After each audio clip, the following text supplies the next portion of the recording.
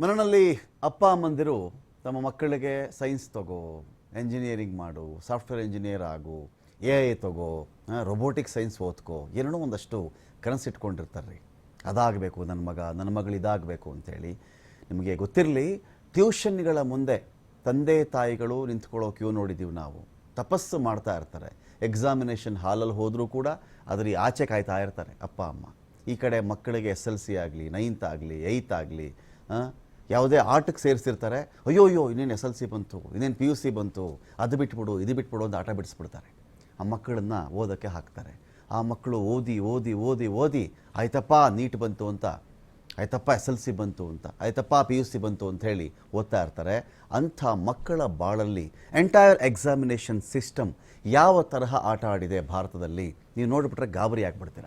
ಇದು ಏನೋ ಒಂದು 1 ಲಕ್ಷ ವಿದ್ಯಾರ್ಥಿಗಳು, 2 ಲಕ್ಷ ವಿದ್ಯಾರ್ಥಿಗಳು, 5 ಲಕ್ಷ, 25 ಲಕ್ಷ ಹಾಗಲ್ಲ. ಒಂದು ಹುಡುಗ, ಒಂದು ವಿದ್ಯಾರ್ಥಿ ಅಂತ ಹೇಳಿದ್ರೆ ಅದು ಆ ಮನೆಯ 5 ಜನಕ್ಕೆ ಸಮ. ಹಾಗೆ 25 ಲಕ್ಷ ಅಂತ ಹೇಳಿದ್ರೆ 1 ಕೋಟಿ ಜನಗಳ ಜೊತೆಯಲ್ಲಿ ನಾವು ಆಟ ಆಡಬಹುದಾ? ಅವರ ಜೀವನ ಜೊತೆ ನಾವು ಆಟ ಆಡಬಹುದಾ? ಏನಾಗಿದೆ ನೀಟ್ ಪರೀಕ್ಷೆ ಫಲಿತಾಂಶ ನೋಡುವಂಥ ಸಮಯ. ದೇಶಾದ್ಯಂತ ವಿದ್ಯಾರ್ಥಿಗಳು ಒಕ್ಕೊರಳಿಂದ ಪ್ರತಿಭಟನೆ ಮಾಡ್ತಾ ಇದ್ದಾರೆ. ಮಹಾ ಮೋಸ ನಡೆದಿದೆ ಈ ಪರೀಕ್ಷೆಯಲ್ಲಿ ಅಂಥೇಳಿ. ಎಲೆಕ್ಷನ್ ನ್ಯೂಸ್ ಇತ್ತು, ಎಕ್ಸಿಟ್ ಪೋಲ್ ನ್ಯೂಸ್ ಇತ್ತು, ರಿಸಲ್ಟ್ಸ್ ಅಪ್ಡೇಟ್ಸ್ ಇತ್ತು ಅಂಥೇಳಿ ಈ ನ್ಯೂಸ್ಗಳ ಮರೆಯಲ್ಲಿ ಇದು ಮರೆಯಾಗಿ ಹೋಗ್ಬಿಟ್ಟಿತ್ತು. ಆದರೆ ಇದೀಗ ವಿದ್ಯಾರ್ಥಿಗಳ ವಿಚಾರಕ್ಕೆ ಸಂಬಂಧಪಟ್ಟಂತೆ ಕನ್ಸಿಡರ್ ಮಾಡಿದಾಗ ನೀಟ್ನಲ್ಲಿ ದೊಡ್ಡ ಮಟ್ಟದಲ್ಲಿ ಒಂದು ಹಗರಣ ಆಗಿದೆಯಾ ಅಂತ ಅನುಮಾನ ಶುರುವಾಗಿದೆ. ಗೊಂದಲದ ಗೂಡಾಗ್ಬಿಟ್ಟಿದೆ ನೀಟ್ನ ಪರೀಕ್ಷೆ ಫಲಿತಾಂಶ. 4ರಂದು ಬಿಡುಗಡೆ ಆದಂಥ ಫಲಿತಾಂಶದಲ್ಲಿ 108 ದೋಷ ಇದೆ. 4ನೇ ತಾರೀಕೆ ಎಲೆಕ್ಷನ್ ರಿಸಲ್ಟ್ಸು, 4ನೇ ತಾರೀಕೆ ನೀಟ್ ರಿಸಲ್ಟ್ಸ್. ದೊಡ್ಡ ದೋಷ ಕಂಡು ಬಂದಿದೆ ಇಲ್ಲಿ. ಮತ್ತೆ ಎಕ್ಸಾಮ್ ಮಾಡಲೇಬೇಕು, ನೀವು ಮರುಪರೀಕ್ಷೆ ಮಾಡಬೇಕು ಅಂಥೇಳಿ ದೇಶಾದ್ಯಂತ ಆಕಾಂಕ್ಷಿಗಳು ಪ್ರತಿಭಟನೆ ಮಾಡ್ತಾ ಇದ್ದಾರೆ. ನೀಟ್ ಪರೀಕ್ಷಾ ಅಕ್ರಮಗಳ ಬಗ್ಗೆ CBI ತನಿಖೆ ನಡೆಸಬೇಕು. ಏನೇ ನಡೀಲಿ, ಅಲ್ಲಾಯಿತು ಇಲ್ಲಾಯಿತು ಅಂದರೆ CBI ಎಲ್ಲ ಮಾತಾಡ್ತಾರಲ್ಲ, ನೀಟ್ ಪರೀಕ್ಷೆ ವಿಚಾರದಲ್ಲಿ CBI ತನಿಖೆ ಆಗಬೇಕು ಅಂಥೇಳಿ ಆಗ್ರಹ ಮಾಡ್ತಾ ಇದ್ದಾರೆ. ಇಲ್ಲಿ ಕ್ವಶನ್ ಪೇಪರ್ ಲೀಕ್, ಪ್ರಶ್ನೆ ಪತ್ರಿಕೆ ಸೋರಿಕೆ ಆಗಿರೋ ವಿಚಾರ ಇದೆ. ಕೃಪಾಂಕದ ಅಸಮರ್ಪಕ ಹಂಚಿಕೆ ಆಗಿದೆ. ಪರೀಕ್ಷಾ ನಕಲು ಆರೋಪ ಕೂಡ ಆಗಿದೆ. ಇದಕ್ಕೆ ನೆಗೆಟಿವ್ ಮಾರ್ಕ್ಸ್ ಕೂಡ ಇರುತ್ತೆ ಅಂತ ಕೇಳ್ಪಟ್ಟಿದ್ದೀನಿ. ನೋಡಿ, ಒಂದು ಕಡೆ ಕ್ವಶನ್ ಪೇಪರ್ ಲೀಕ್ ಆಗಿರೋದು, ಇನ್ನೊಂದು ದಿನ ಲೀಕ್ ಆಯಿತು ಅಂತ. ಇನ್ನೊಂದು ಕಡೆ ಈ ಗ್ರೇಸ್ ಮಾರ್ಕ್ಸ್ ಕೊಡ್ತಾರಲ್ಲ ಕೃಪಾಂಕ, ಇದರ ಅಸಮರ್ಪಕ ಹಂಚಿಕೆ ಆಗಿದೆ ಅಂತ ಒಬ್ರಿಗೊಂದು ಮಾಡಿದ್ದಾರೆ ಅಂತ. ಎಲ್ಲೋ ನಿಮಗೆ ಯಾವುದೋ ಕ್ವಶನ್ ಪೇಪರ್ ಕೊಡೋ ಜಾಗದಲ್ಲಿ ಇನ್ಯಾವುದೋ ಕೊಟ್ಟ ಕಾರಣಕ್ಕೋಸ್ಕರವಾಗಿ ವಿದ್ಯಾರ್ಥಿಗಳು ಪ್ರತಿಭಟನೆ ಮಾಡಿದ್ದಾರೆ. ಹೌದಪ್ಪ, ನಿಮ್ಗೆ 1 ಗಂಟೆ ಲೇಟ್ ಆಗಿಬಿಡ್ತು ಅಂತ ಏನು ಮಾಡಿದ್ದಾರೆ, ತಗೊಳ್ಳಿ ಕೃಪಾಂಕ ನಿಮಗೆ ಅಂತ ಕೊಟ್ಟುಬಿಟ್ಟಿದ್ದಾರೆ. ಬೇರೆಯವ್ರು ಓದಿರೋರ ಗತಿ ಏನು? ಇವ್ರಿಗೆ 20, 30, 40, 50 ಮಾರ್ಕ್ಸ್ ಇವರು ಕೊಟ್ಟುಬಿಟ್ರೆ ಬೇರೆಯವ್ರ ಗತಿ ಏನು? ಜೊತೆಗೆ ಪರೀಕ್ಷೆಯಲ್ಲಿ ಒಂದೇ ಎಕ್ಸಾಮಿನೇಷನ್ ಸೆಂಟರಲ್ಲಿ 16 ಜನ ರ್ಯಾಂಕು, ಎಲ್ಲ 720, 730 ಆ ಥರದ್ದೇನೋ ಆಗಿದೆ ಅಂತಲ್ಲಿ. 16 ಜನ ರ್ಯಾಂಕಲ್ಲಿ ಹೇಗಿದು? ಏನಾಯ್ತು ಇಲ್ಲಿ? ಇದು ದೊಡ್ಡ ಪ್ರಶ್ನೆ ಇದೆ ಇಲ್ಲಿ. ರಾಷ್ಟ್ರೀಯ ಪರೀಕ್ಷಾ ಏಜೆನ್ಸಿ ವಿರುದ್ಧವಾಗಿ ಉತ್ತರ ಪ್ರದೇಶದಲ್ಲಿ ದೊಡ್ಡ ಧರಣಿ ನಡೀತಾ ಇದೆ. ಕಾಂಗ್ರೆಸ್ ಸೇರಿ ಹಲವು ಪಕ್ಷಗಳು ಸುಪ್ರೀಂ ಕೋರ್ಟ್ ಮೇಲ್ವಿಚಾರಣೆಗೆ ಆಗ್ರಹ ಮಾಡ್ತಾ, ಇದನ್ನು ಸುಪ್ರೀಂ ಕೋರ್ಟ್ನ ಮೇಲ್ವಿಚಾರಣೆಯಲ್ಲಿಯೇ ಇದರ ತನಿಖೆ ನಡೆದು ರಿಪೋರ್ಟ್ ನಮಗೆ ಆಚೆ ಬರಬೇಕು ಅಂತ. ಒಂದೇ ಪರೀಕ್ಷಾ ಕೇಂದ್ರದ 6 ಅಭ್ಯರ್ಥಿಗಳು ಫಸ್ಟ್ ರ್ಯಾಂಕ್ ಪಡ್ಕೊಂಡಿದ್ದಾರೆ. ನೋಡಿ, ಒಂದೇ ಎಕ್ಸಾಮಿನೇಷನ್ ಸೆಂಟರು 6 ಅಭ್ಯರ್ಥಿಗಳು ಫಸ್ಟ್ ರ್ಯಾಂಕ್ ಅಂದರೆ ಹೇಗಪ್ಪ ಇದು? ಯಾವ ಥರ ಮ್ಯಾಜಿಕ್ ಇದು? ನೆಗೆಟಿವ್ ಮಾರ್ಕ್ಸ್ ಇರಲ್ವಾ? ನೆಗೆಟಿವ್ ಅಂಕಗಳಿರಲ್ವೇನ್ರಿ? ಹೆಂಗೆ ಸಾಧ್ಯ ಇದು? ಒಂದೇ ಸೆಂಟರಲ್ಲಿ ಇಲ್ಲಿ ಎಂಥ ಕೈಚಳಕ ನಡೆದಿದೆ ಇಲ್ಲಿ. ದೇಶಾದ್ಯಂತ 67 ವಿದ್ಯಾರ್ಥಿಗಳಿಗೆ ಫಾರ್ ದ ಫಸ್ಟ್ ಟೈಮ್ ಪ್ರಥಮ ರ್ಯಾಂಕ್ ಬಂದುಬಿಟ್ಟಿದೆ ಇಲ್ಲಿ. 67 ವಿದ್ಯಾರ್ಥಿಗಳಿಗೆ ಗೊಂದಲದ ಗೂಡಾಗ್ಬಿಟ್ಟಿದೆ ನೀಟ್ ಪರೀಕ್ಷೆ ಅಕ್ರಮ. ಸೊ ಇದರ ವಿರುದ್ಧವಾಗಿ ಕಾಂಗ್ರೆಸ್ ಈಗ ಕಿಡಿಕಾರ್ತಾ ಇದೆ. ಇಂಥ ದೊಡ್ಡ ಮಟ್ಟದಲ್ಲಿ ಈ ದೇಶದಲ್ಲಿ ಯುವಕರ ಭವಿಷ್ಯ, ನಾನು ಹೇಳ್ತಾ ಇದ್ದೀನಲ್ಲ, ನಮಗೆ ಗೊತ್ತಿರಲಿ. ಈಗ ನಾವು IIT, IIM ಇದನ್ನೆಲ್ಲ ಓದ್ಕೊಂಡು ಆಚೆ ಬರ್ತಾ ಇದ್ದಾರಲ್ಲ, ಸಾವಿರಾರು ಜನಕ್ಕೆ ಕೆಲಸ ಇಲ್ಲ ರೀ ಈ ದೇಶದಲ್ಲಿ. ಸಾವಿರಾರು ಜನಕ್ಕೆ ಕೆಲಸ ಇಲ್ಲ. ಬಹಳ ಬಾರಿ ಅದ್ರ ಬಗ್ಗೆ ನಾವು ಮಾತಾಡಿದ್ದೀವಿ. ಒಂದು IIMಗೋ ಒಂದು IITಗೋ ಒಬ್ಬರು ವಿದ್ಯಾರ್ಥಿ ಪ್ರವೇಶ ಪಡ್ಕೊಂಡಿದ್ದಾನೆ, ಅಲ್ಲ ಓದಿದ್ದಾನೆ ಅಂತ ಹೇಳಿದ್ರೆ ಅವನು ಎಷ್ಟು ವರ್ಷಗಳು, ಎಷ್ಟು ಗಂಟೆಗಳು ಬುಕ್ಕಿನ ಮುಂದೆ ತಪಸ್ಸು ಮಾಡಿಬಿಟ್ಟಿರ್ತಾರೆ. ಮಕ್ಕಳು ತಪಸ್ಸು ಮಾಡಿಬಿಟ್ಟಿರ್ತಾರೆ. ಸುಮ್ಮನೆ ಒಲ್ದು ಬಿಡುತ್ತಾ IIMಲ್ಲಿ ಸೀಟು? ಅದು ಇಂಥ ಕಾಂಪಿಟೇಷನಲ್ಲಿ 0.1 ಕಡಿಮೆ ಆದರೆ ಒಂದಷ್ಟು ಸೀಟ್ ಹೋಯಿತು ಸಾವಿರಾರು ಜನಕ್ಕೆ, 0.1 ಜಾಸ್ತಿ ಆದರೆ ಒಂದಷ್ಟು ಲಾಭ ಆಯಿತು ಕೆಲವರಿಗೆ. ಬರೀ 0.1 ನನಗೆ ಈಗ ಎತ್ತಿಗೂ ಅರ್ಥ ಆಗಿಲ್ಲ. 2 ವಿದ್ಯಾರ್ಥಿಗಳ ನಡುವೆ ಈ 0.1 ಅನ್ನೋದು, 0.1 ಅನ್ನೋದು ಇದೆಯಲ್ಲ, ಇದು ಯಾವ ತರಹದ ವ್ಯತ್ಯಾಸ ಮಾಡಿಬಿಡುತ್ತೆ ಅಂತ. ಜಸ್ಟ್ ಬಿಕಾಸ್ ನನ್ನಲ್ಲಿರ್ತಕ್ಕಂಥ ಸೀಟ್ಗಳು ಕಡಿಮೆ ಅನ್ನೋ ಕಾರಣಕ್ಕೆ ನಾವು ಮಕ್ಕಳನ್ನು ಈ ಪ್ರೆಷರ್ ಕುಕ್ಕರಲ್ಲಿ ಹಾಕ್ತಾ ಇದ್ದೀವಿ ಅಷ್ಟೇ. ನನ್ನ ಹತ್ರ 100 ಸೀಟಪ್ಪ, 10,000 ಜನ ಬಂದಿದ್ದೀರಾ, ಆವಾಗ ನಾನು ಕೂತ್ಕೊಂಡು ಸ್ಕೇಲ್ ಹಾಕೋದಿಲ್ಲ. 0.1 ಯಾರು, 0.2 ಯಾರು, ಯಾರು 0.2 ಕಡಿಮೆ, 0.1 ಯಾರು ಜಾಸ್ತಿ, ಈ ಸ್ಕೇಲ್ ಹಾಕೊಳ್ಳೋದು. ಸಮಸ್ಯೆ ಇರೋದು ಸರ್ಕಾರದಲ್ಲಿ, ಅವರಿಗೆ ಸೀಟ್ ಕೊಡೋ ವಿಚಾರದಲ್ಲಿ, ಕಾಲೇಜುಗಳ ವಿಚಾರದಲ್ಲಿ ಸಮಸ್ಯೆ ಇರೋದು. ಅದನ್ನು ಬಗೆಹರಿಸಿದ್ರೆ ಈ 0.1 0.2 ಹೇಗ್ರಿ ಅಳಿತೀರಿ ನೀವು? ಒಬ್ಬ ವಿದ್ಯಾರ್ಥಿಯನ್ನು 0.1 ಕಡಿಮೆ ಅನ್ನೋ ಕಾರಣಕ್ಕೆ ಅವನು ಪೆದ್ದ, ಅವನು ದಡ್ಡ, ಅವನು ಇದಕ್ಕೆ ಅರ್ಹ ಅಲ್ಲ, ಹೇಗೆ ಅಳಿತೀರಿ ನೀವು?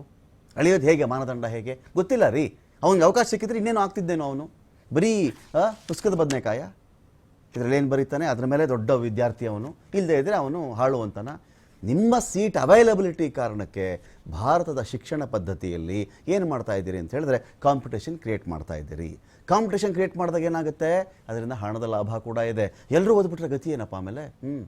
ಅದಕ್ಕೆ ಆ ಸೀಟಿಗೆ ಇಷ್ಟು ಕೋಟಿ ಅವ್ಯವಹಾರ ಆಯಿತು ಮೆಡಿಕಲ್ಗೆ, ಈ ಸೀಟಿಗೆ ಇಷ್ಟು ಅವ್ಯವಹಾರ ಆಯಿತು ಎಂಜಿನಿಯರಿಂಗ್ಗೆ. ಇದೇ ತಾನೇ ನಾವು ಕೇಳ್ತಾ ಇರೋದು.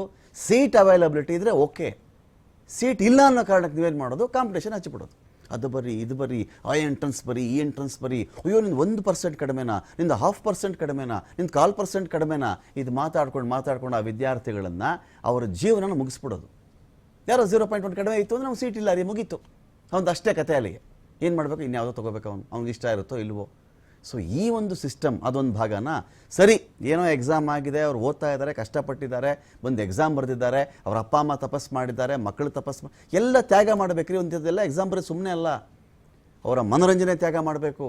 ಅವ್ರ ಆಟಗಳಿರಲ್ಲ, ಅವ್ರದ್ದೇನೋ ಆ್ಯಕ್ಟಿವಿಟೀಸ್ ಇರಲ್ಲ, ಅವ್ರ ಪ್ರವಾಸ ಹೋಗಲ್ಲ, ಸಿನಿಮಾ ನೋಡಲ್ಲ, ಆಚೆ ಬಂದು ಒಂದು ಎಲ್ಲರೊಂದಿಗೆ ಶಾಮೀಲಾಗಲ್ಲ, ಒಂದು ಸಮಾರಂಭಗಳಲ್ಲಿ ಭಾಗಿಯಾಗಲ್ಲ. ಇವೆಲ್ಲ ತ್ಯಾಗ ಮಾಡಿ ಕೂತ್ಕೊಂಡ್ಬಿಡ್ತಾರೆ. ಮನೇಲಿ ಯಾರೇ ಫಂಕ್ಷನ್ಗೆ ಹೋಗಲಿ, ಮಗ ಏನು ಮಾಡ್ತಿದ್ದಾನೆ? ಅಯ್ಯೋ ನೀಟಿಗೆ ರೆಡಿ ಆಗ್ತಿದ್ದಾನೆ ರೀ, ಅವನು ನೀಟಿಗೆ ರೆಡಿ ಆಗ್ತಿದ್ದಾನೆ. ಮಗಳೇನು ಮಾಡ್ತಿದ್ದಾರೆ? ಅಯ್ಯೋ ನೀಟಿಗೆ ರೆಡಿ ಆಗ್ತಿದೆ. ಇದೆಲ್ಲ ಮಾಡಿ ಆ ವಿದ್ಯಾರ್ಥಿಗಳಿಗೆ ಈಗ ಕ್ವಶನ್ ಪೇಪರು ಲೀಕ್ ಆಯಿತು, ಯಾರಿಗೋ ಬೇರೆ ಕ್ವಶನ್ ಪೇಪರ್ ಕೊಟ್ಟುಬಿಟ್ಟಿದ್ರು. ಇವರು ಮಾಡ್ಕೊಂಡು ತಪ್ಪಿಗೆ ಗ್ರೇಸ್ ಮಾರ್ಕ್ಸ್ ಅಂತ ಅಷ್ಟು ಮಾರ್ಕ್ಸ್ ಕೊಟ್ಬಿಟ್ಟಿದ್ದಾರೆ. ಇನ್ನೊಂದು ಸೆಂಟ್ರಲ್ಲಿ ಇನ್ನೊಂದು ಹಣೆ ಬರಹ ಆಗಿದೆ. ಇದೆಲ್ಲ ಏನು ರೀ? ಈ ಥರ ಒಂದು ಗೊಂದಲದ ಗೂಡಾಗಿದೆ ಇಡೀ ನೀಟ್. ಮೇ 5ನೇ ತಾರೀಕು ದೇಶಾದ್ಯಂತ ನೀಟ್ ಪರೀಕ್ಷೆ ಆಗಿತ್ತು. ಹಿಂದಿನ ದಿನಾನೇ ನೀಟ್ ಪ್ರವೇಶ ಪರೀಕ್ಷೆ ಪ್ರಶ್ನೆ ಪತ್ರಿಕೆ ಇತ್ತಲ್ಲ, ಅದು ಸೋರಿಕೆ ಆಗಿತ್ತು. ಆದರೆ ಪ್ರಶ್ನೆ ಪತ್ರಿಕೆ ಸೋರಿಕೆಯನ್ನು NTI ನಿರಾಕರಿಸಿಬಿಟ್ಟಿತ್ತು. ಆ ಥರದ್ದೇನೂ ಆಗೇ ಇಲ್ಲ, ಪ್ರಶ್ನೆ ಪತ್ರಿಕೆ ಲೀಕಾ ಇಲ್ಲ, ಆಗಿಲ್ಲ ಅಂತ ಹೇಳಿತ್ತು. ಪ್ರಶ್ನೆ ಪತ್ರಿಕೆ ಸೋರಿಕೆ ಸಂಬಂಧವಾಗಿ ಏನಾಗಿದೆ ಆಮೇಲೆ ಏನೂ ಆಗಿಲ್ಲ ಅಂತ ಹೇಳಿದ್ರ ಆಮೇಲೆ ಚೆಕ್ ಮಾಡಿಕೊಂಡ್ರೆ 13 ಜನ ಆರೋಪಿಗಳನ್ನು ಬಿಹಾರ ಪೊಲೀಸರು ಅರೆಸ್ಟ್ ಮಾಡಿದರು. ಉತ್ತರ ಭಾರತದಲ್ಲಿ ಹಿಂದಿ ಮಾಧ್ಯಮ ಪ್ರಶ್ನೆ ಪತ್ರಿಕೆ ಬದಲಿಗೆ ಇಂಗ್ಲೀಷ್ ಮಾಧ್ಯಮದ ಪ್ರಶ್ನೆ ಪತ್ರಿಕೆ ಹಂಚಿಬಿಟ್ಟಿದ್ರು. ಗಾಬರಿ ವಿದ್ಯಾರ್ಥಿಗಳು, ಅಲ್ಲ ನಾವು ಕೇಳಿದ್ದು ಹಿಂದಿ ಅಲ್ವೇ, ನೀವು ಯಾವ ರೀತಿಯಲ್ಲಿ ಇಲ್ಲಿ ಇಂಗ್ಲೀಷ್ ಕೊಟ್ಬಿಟ್ಟಿದ್ದೀರಿ ಅಂತ. NTI ಮಾಡಿದಂಥ ತಪ್ಪಿಗೆ ಏನಾಗಿತ್ತು, 1 ಗಂಟೆ ಆದ ಮೇಲೆ ತರಿಸಿದ್ರು. ಇಂಗ್ಲೀಷು ಪೇಪರಲ್ಲ, ಹಿಂದಿ ಕೊಡ್ತಾ ಇದ್ದೀವಿ, ವೆಯ್ಟ್ ಮಾಡಿ ಅಂದರು. ತಂದು ಕೊಟ್ಟರು ಹಿಂದಿ ಪ್ರಶ್ನೆ ಪತ್ರಿಕೆಯನ್ನು ಹಂಚಿದ್ರು. NTI ಲೋಪ ವಿರೋಧಿಸಿ ಏನು ಮಾಡ್ತಾರೆ, ಆಕಾಂಕ್ಷಿಗಳು ನ್ಯಾಯಾಲಯಕ್ಕೆ ಹೋಗಿದ್ರು. ಇದು ಯಾವ ಥರ ಸ್ವಾಮಿ ಇದು, 1 ಗಂಟೆ ಬಿಟ್ಬಿಟ್ಟು ನಮಗೆ ಮೊದಲು ಹಿಂದಿ ಕೇಳಿದ್ರು, ಇವರು ಇಂಗ್ಲೀಷ್ ಕೊಟ್ಬಿಟ್ಟು ಆಮೇಲೆ ಹಿಂದಿ ಕೊಟ್ಟರು ಅಂತ ಕೇಳಿದ್ರು. ಭೌತ ವಿಜ್ಞಾನದ ಪ್ರಶ್ನೆ ಪತ್ರಿಕೆಯೊಂದರ ಕೀ ಉತ್ತರನೇ ತಪ್ಪಾಗಿತ್ತು. ಭೌತ ವಿಜ್ಞಾನ ಇದೆಯಲ್ಲ, ಫಿಸಿಕ್ಸು, ಇದರದ್ದು ಪ್ರಶ್ನೆ ಪತ್ರಿಕೆಯೊಂದರ ಕೀ ಆನ್ಸರ್ಸೇ ತಪ್ಪು. ಏನೋ ಒಂದಷ್ಟು 20-50 ಕ್ವಶನ್ಸ್ ಇರುತ್ತೆ ಅಂತ ಅಂದ್ಕೊಳ್ಳೋಣ ನಾವು. ಕೀ ಆನ್ಸರ್ಸ್ ಅಂತ ಬಿಡುಗಡೆ ಮಾಡ್ತಾರೆ. ನೋಡ್ರಪ್ಪ ನೀವು ಬರೆದಿದ್ದೀರಾ ಬರ್ದಿಲ್ವಾ ಚೆಕ್ ಮಾಡ್ಕೊಂಬಿಡಿ ಅಂತ. ಇದೇ ಉತ್ತರ ಇದ್ದರೆ ಸರಿ ಇದು ಅಂತ 1 ಮಾರ್ಕ್ಸ್ ಬರ್ಕೊಳ್ಳಿ. ಈ ಉತ್ತರ ಬರ್ದಿಲ್ಲ ನೀವು ಅಂತ ಹೇಳಿದ್ರೆ ನಿಮ್ದು 1 ಮಾರ್ಕ್ಸ್ ಹೋಯಿತು, ಜೊತೆಗೆ ನೆಗೆಟಿವ್ ಮಾರ್ಕ್ಸು ಇರುತ್ತೋ ಅಂತ ಹೇಳೋ ಒಂದು ಸಿಸ್ಟಮ್ ಇರುತ್ತೆ ಅಲ್ಲಿ. ಸೊ ಪ್ರಶ್ನೆ ಏನು ಅಂತ ಹೇಳಿದ್ರೆ ಇಲ್ಲಿ ಆ ಕೀ ಉತ್ತರ ತಪ್ಪು ಕೊಟ್ಬಿಡೋದು. ತಪ್ಪು ಉತ್ತರ ಕೊಟ್ಟಿದ್ದ ಕೀ ಉತ್ತರಕ್ಕೇನೆ ಮಾರ್ಕ್ಸ್ ಫಿಕ್ಸ್ ಮಾಡಿಬಿಟ್ಟು ಅಕಸ್ಮಾತ್ ಯಾರೋ ತಪ್ಪು ಬರ್ದಿದ್ರೆ ಸರಿ ಬರ್ದಿದ್ರೆ ತಪ್ಪು. ಅರ್ಥ ಆಯ್ತಾ ನಿಮಗೆ? ABCD 4 ಆಪ್ಷನ್ ಇದ್ದಾಗ ಒಬ್ಬ A ಅಂತ ಬರ್ದಿರ್ತಾನೆ, ಆ್ಯಕ್ಚುಲಿ ತಪ್ಪಾಗಿರುತ್ತೆ. ಕೀ ಆನ್ಸರ್ಸ್ ಅಲ್ಲ ಅದೇನಾದರೂ A ಸರಿ ಅಂತ ಇದ್ದರೆ ಅವನಿಗೆ ಮಾರ್ಕ್ಸ್ ಬರುತ್ತೆ. ಇನ್ನೊಬ್ಬ B ಅನ್ನೋ ಆನ್ಸರ್ ಸರಿಯಾಗಿ ಬರೆದಿದ್ರು ಅವನಿಗೆ ಮಾರ್ಕ್ಸ್ ಸಿಗಲ್ಲ.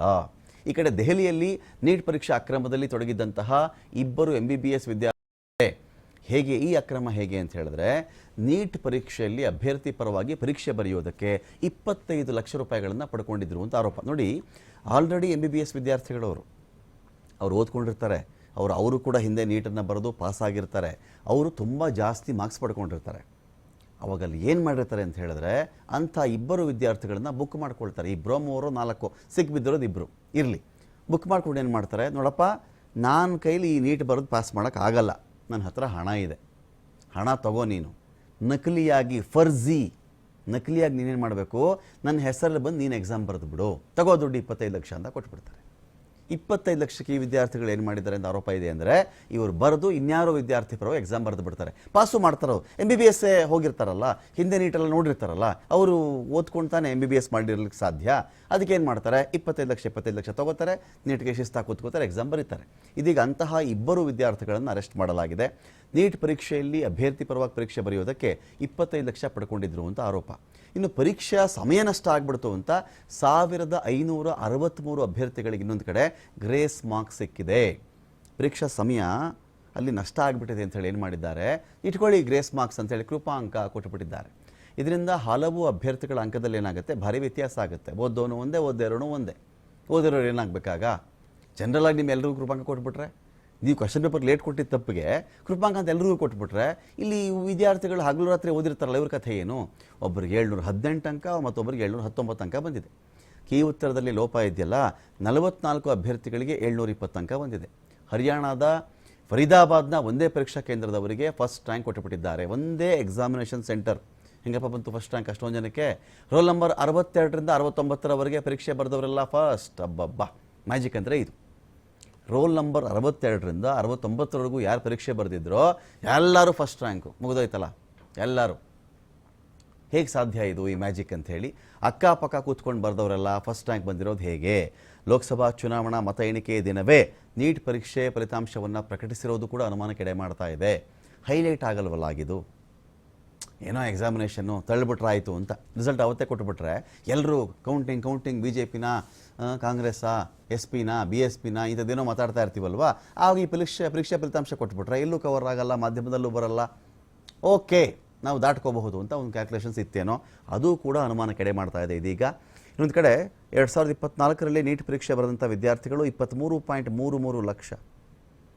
ಆಗಲೇ ಒಂದು 25 ಲಕ್ಷ ಅಂದಾಜಲ್ಲಿ ಹೇಳಿದ್ದೆ ನಾನು. ಇರಲಿ, 23.33 ಲಕ್ಷ ವಿದ್ಯಾರ್ಥಿಗಳು ಅಗ್ರಶ್ರೇಯಾಂಕವನ್ನು ಪಡೆದವರು. ಅಗ್ರಶ್ರೇಯಾಂಕ ಇವರು. ಇನ್ನು 67 ಮಂದಿ ಕೀ ಉತ್ತರ ಪರಿಷ್ಕರಣೆಯಿಂದ ಗರಿಷ್ಠ ಅಂಕ ಗಳಿಸಿದವರು 44 ಅಂತ. ಒಂದೇ ಪರೀಕ್ಷಾ ಕೇಂದ್ರದಲ್ಲಿ ಗರಿಷ್ಠ ಅಂಕ ಪಡೆದವರು 6 ಜನ. ಪರೀಕ್ಷಾ ಸಮಯ ನಷ್ಟ ಮಾಡಿದ್ವಿ ನಾವು ಅಂಥೇಳಿ ಪರಿಹಾರಾತ್ಮಕ ಅಂಕವನ್ನು ಪಡೆದವರು 1563 ಜನ. ವೈದ್ಯಕೀಯ ಶಿಕ್ಷಣಕ್ಕೆ ಪ್ರವೇಶಕ್ಕೆ ಅರ್ಹತೆ ಪಡೆದಂಥವರು 56.4% ಜನ. ಸೊ ಹಾಗಾಗಿ ಎಂಟೈರ್ ನೀಟ್ ನೀವು ಚೆಕ್ ಮಾಡ್ಕೊಂಡು ಬಂದಾಗ ಇದೊಂದು ಎಕ್ಸಾಮಿನೇಷನ್ನ. ಇದು ಈ ಥರನೂ ಒಂದು ಎಕ್ಸಾಮಿನೇಷನನ್ನು ಭಾರತದ ಭವಿಷ್ಯತ್ತಿನ ವೈದ್ಯರಾಗೋವರೆಗೋ ಇಂಜಿನಿಯರ್ ಆಗೋವರೆಗೋ ಮಾಡಬಹುದೇ? ನೀಟ್ ಪರೀಕ್ಷಾ ಅಕ್ರಮಕ್ಕೆ ಫಸ್ಟ್ ರ್ಯಾಂಕ್ ಜಾಹ್ನವಿ ಕೇಸ್ ಇದೆಯಲ್ಲ, ಕೈಗೆ ನಡಿ ಆಗಿಬಿಡುತ್ತೆ. ಇವರು ಯಾವ ಮಟ್ಟದಲ್ಲಿ ಇವರು ಅಕ್ರಮ ನಡೆದಿದೆ ಅನ್ನೋದಕ್ಕೆ. ಜಾಹ್ನವಿ ಹರಿಯಾಣದ ಫರೀದಾಬಾದ್ ಸೆಂಟರ್ನಲ್ಲಿ ಪರೀಕ್ಷೆಯನ್ನು ಬರೆದಂಥ ವಿದ್ಯಾರ್ಥಿನಿ. ಏನಾಗಿತ್ತಲ್ಲಿ ಹಾಗಾದರೆ? ಫರೀದಾಬಾದ್ ಬಗ್ಗೆ ಬಹಳ ಮಾತು ಕೇಳ್ತಾ ಇದ್ದೀವಿ, ಅನೇಕರಿಗೆ ಅನ್ಯಾಯ ಆಗಿದೆ ಅಂತ ಕೇಳ್ತಾ ಇದ್ದೀವಿ. ಹಾಗಾದರೆ ಯಾವ ಥರ ಅನ್ಯಾಯ ನಡೆದಿದೆ ಇಲ್ಲಿ?